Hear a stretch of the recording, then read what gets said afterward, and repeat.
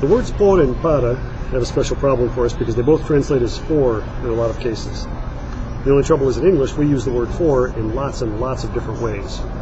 So in Spanish they separate that out by putting some of those meanings on por and some on para. And then they each take on other meanings as well that have nothing to do with for.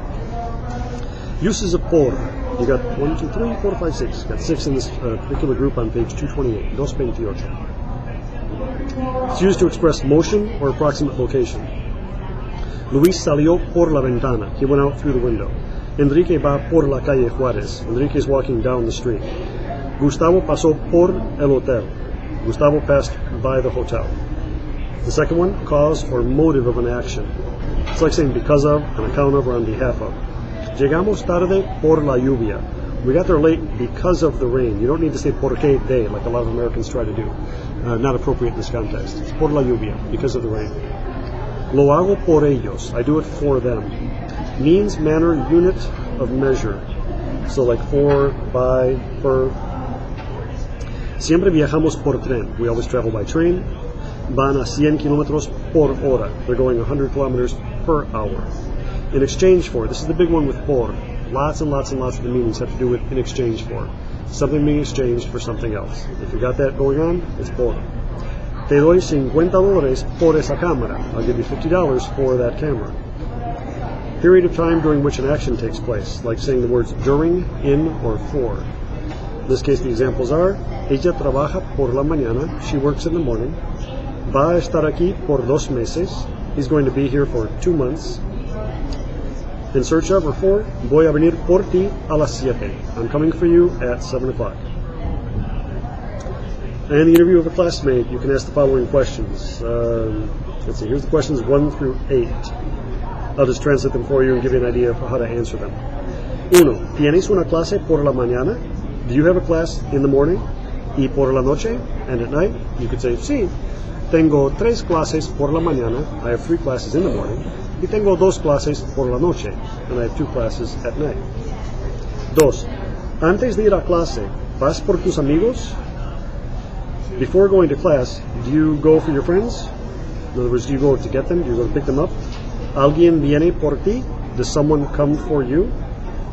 You could say, sí, antes de ir a clase, yo voy por mis amigos. You could keep it simple like that. Or you could say, mi amigo viene por mí. My friend comes for me. 3. ¿Cuánto pagaste por tu libro de español? How much did you pay for your Spanish book in exchange for it? And you could say, yo pagué $100. I'm not sure how much this book costs. It's about $100. Yo pagué $100. Pagué. How do you spell pagué? If you do it P-A-G-E with an accent, you're close, except that would be pronounced pagué. How do you make the G into a hard sound? Pagué. Add a U between the G and the E. P-A-G-U-E with an accent. 4. ¿Pasaste por mi casa anoche? Did you pass by my house last night, or did you come by my house last night? You could say, sí, pasé por tu casa a las 8. Yes, I came by your house at 8.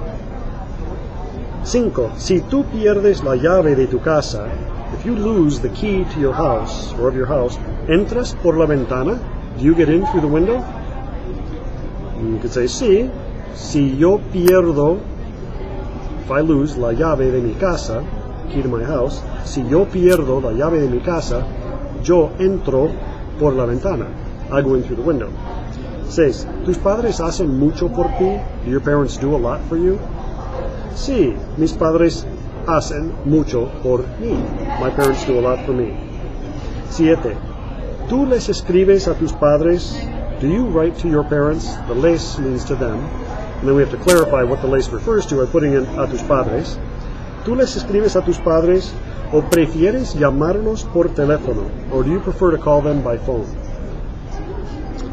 I could say, yo les escribo a mis padres por email y los llamo por teléfono.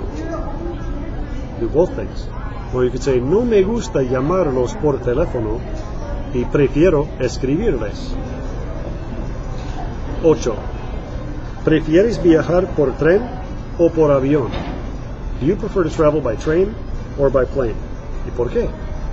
I could say, yo prefiero viajar por avión Porque me gusta ir a España. I prefer to travel by plane because I like to go to Spain. Little saying down there at the bottom, un dicho in the green box, el pez muere por la boca. A fish dies because of his mouth. In English, they give you the engage the brain before putting mouth in gear. Don't make a mistake. Think before you speak.